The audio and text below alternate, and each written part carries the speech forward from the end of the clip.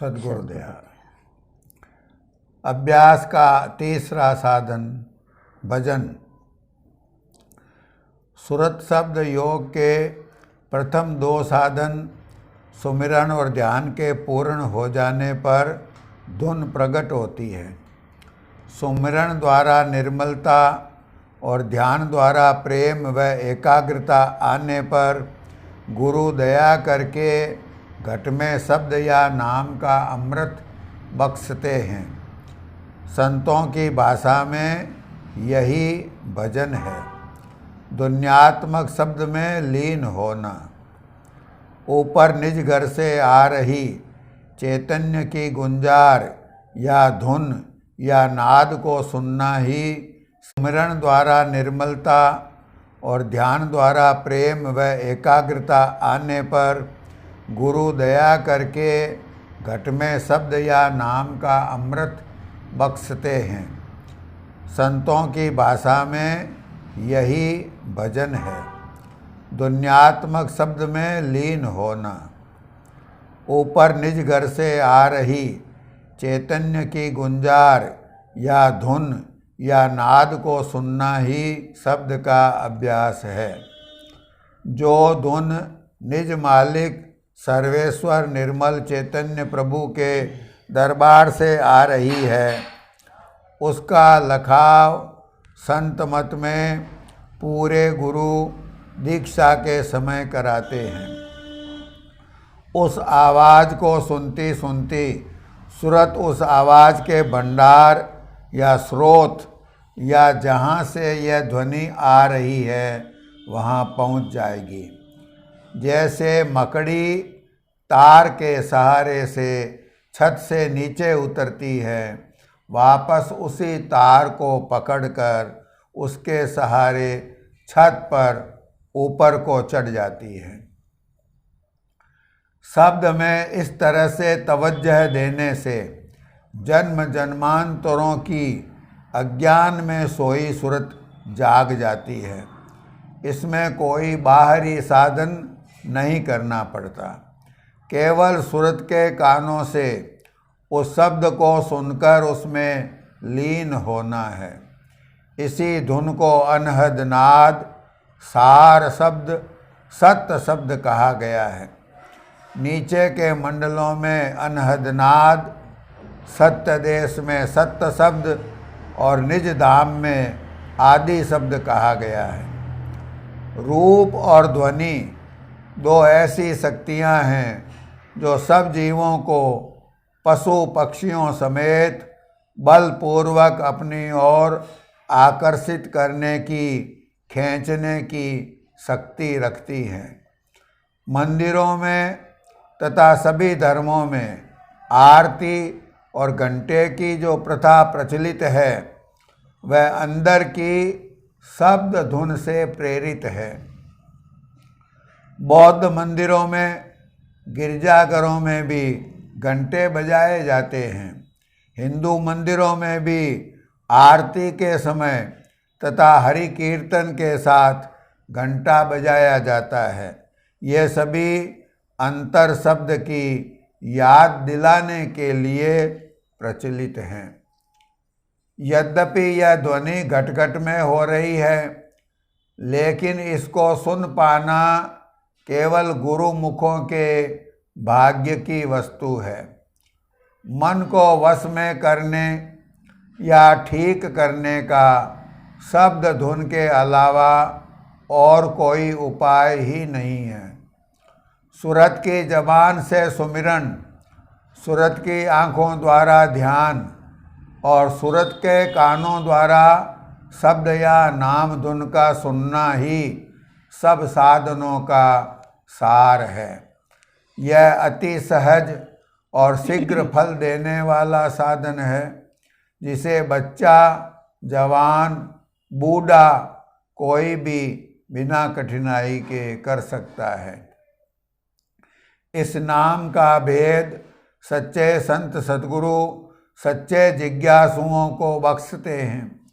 इस नाम के अभ्यास के अलावा और कोई उपाय जन्म मरण, काल कलेश कर्मों की प्रबलता और मन माया के विकारों से बचने का नहीं है। काल समस्त जगत का आहार यानी भक्षण करता है, किंतु शब्द से जुड़े हुए जीव पर काल का कोई जोर नहीं है। इसी से अहंकार का बीज नाश होता है। इसी को सुनते सुनते प्रेमी की अपने प्रीतम से लौ लग जाती है। यह प्रेम राग है, प्रेम का प्याला है। प्रेमी की जात को मिटाकर, फना करके, प्रीतम में तद्रूप करके प्रीतम ही बना देने वाला जौहर है। जैसे बूंद सागर से मिलकर फिर बूंद नहीं रहती, सागर ही बन जाता है। अनन्य प्रेम का योग। सुरत शब्द योग की साधना की चरम परिणति अनन्य प्रेम में निष्पन्न होती है। वह प्रभु प्रेम का असीम अनंत अथाह भंडार है। उसके लायक जीव को बना देना, यही इस साधना का मर्म है। और इसके अभ्यास से सबसे बड़ा विघ्न अहंकार का दूर हो जाता है। अहंकार के समाप्त हो जाने पर सुरत निर्मल, पवित्र व प्रेम पूर्ण हो जाती है। केवल एक गुरुदेव ही रहते हैं।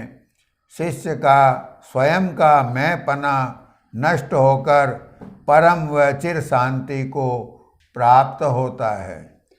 जब हम थे तब गुरु नहीं, अब गुरु है हम नाई। प्रेम गली अति सांकरी, ता मैं दो न समाही। तू तू करता तू भया, मुझ में रही न हूँ। वारी तेरे नाम की, जित देखूं तित तू। सत नाम निज औषधि, सतगुरु दई बताय। औषध खाय रूपथ रहे, ताकि वेदन जाय। पीवता नाम जो जुगन जुग जीवता, नहीं वे मरे जो नाम पीवे। काल व्यापे नहीं अमर वह होयगा, आदि वो अंत वह सदा जीवे। संत जन अमर है उसी हरि नाम से, उसी हरि नाम पर चित्त देवे। दास पलटू कहे सुदारस छांड के, भया अज्ञान तू छाछ लेवे। अंतर में गुरु की आराधना हो, जीभ पर उसी का नाम हो, आँखों में उसी की छवि समाई हुई हो, कानों में उन्हीं गुरु की ही आवाज़ ध्वन्यात्मक शब्द की गुंजार सुनाई देती हो। प्रेमी सेवक शिष्य उसी के सुनने में मगन हो, उसी में लीन रहे। गुरु की याद में उसकी सूरत, मन, बुद्धि और रोम रोम रंग जाए। ऐसे बिरले गुरुमुख संसार में अपना जीवन सफल कर लेते हैं और मालिक के दरबार में शोभा पाते हैं। यह प्रेम योग है, यह संतों का सुरत शब्द योग है। इस तरह के प्रेम का अभ्यास करते करते प्रेमी अपने प्रीतम में अभेद होकर प्रीतम का रूप ही बन जाता है। जीव से पीव बन गया। सुन सखी पीव माही जीव बसे, जीव बसे की पीव, जीव पीव बूझा नहीं, घट माही जीव की पीव। सारांश। पहला, सूरत और शब्द दोनों अनामी पुरुष की अंश है। संतों ने चैतन्य भंडार या मंडल को शब्द और चैतन्य धार को सूरत कहा है। दूसरा, मालिक प्रेम है, सूरत प्रेमी है और शब्द प्रीतम है। सूरत अपने स्वामी से बिछुड़कर यहाँ माया देश में कैद है। संत सत्य पुरुष सद्गुरु दयाल के देहधारी रूप हैं। वे माया देश में बिछड़ी हुई सूरत को शब्द का लखाव कराते हैं, शब्द का भेद देते हैं। तीसरा, सूरत माया का संग करके भूल में पड़ गई है। अपने आप को, अपने निज घर को और अपने स्वामी को भूल गई है। चौथा, माया के आवरण या कैद में आकर, देहियों के पर्दों में कैद होकर सूरत पर मन के, विकारों के, कर्मों के अनेक बंधन पड़ गए हैं।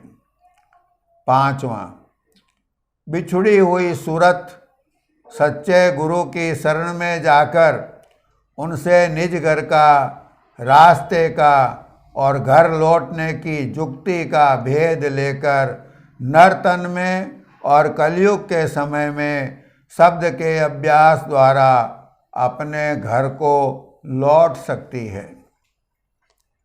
छठा, सूरत के उद्धार का यह रास्ता या तरीका स्वयं सर्वेश्वर प्रभु का रचा हुआ है।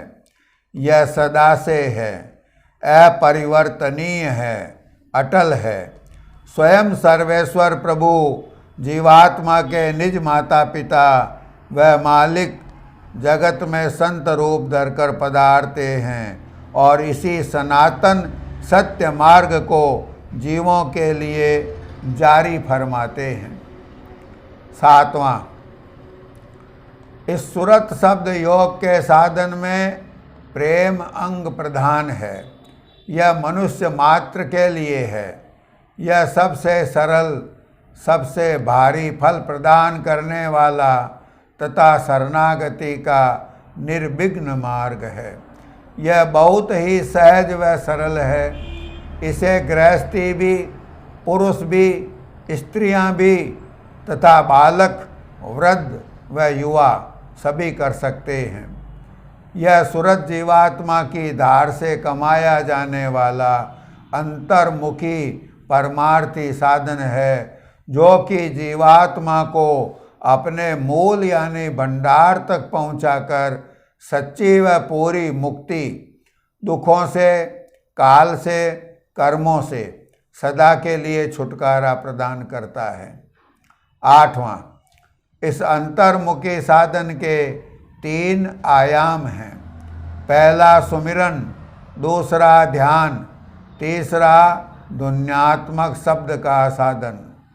सुमिरन सच्चे प्रभु के जाति वर्णात्मक नाम का, ध्यान गुरु स्वरूप का और सब शब्द धुन के श्रवण का भेद व विधि पूरे गुरु दीक्षा के समय जिज्ञासु को बताते हैं।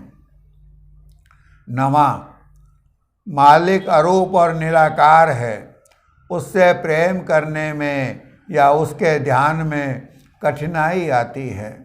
गुरु उन अरूप निराकार मालिक के देहधारी रूप हैं। गुरु में प्रेम, प्रीति, गुरु के अनुशासन, उनके संग और सत्संग और उनके स्वरूप का ध्यान मालिक के प्रति प्रेम व ध्यान के समान है। यह सरल है। 10वां, शब्द सर्वशक्ति ईश्वर दयालु प्रभु की रचनात्मक शक्ति है। मालिक की तरह यह शब्द भी आदि अंत से परे, काल और माया से अतीत है। इसके साधन से ही मन पर विजय और समस्त विकारों से छुटकारा, काल, कर्म और माया के जाल से जीव छूट सकता है। इसके अलावा रचना में और कोई उपाय जीव के छूटने का रचा ही नहीं गया है। सद्गुरुदेव।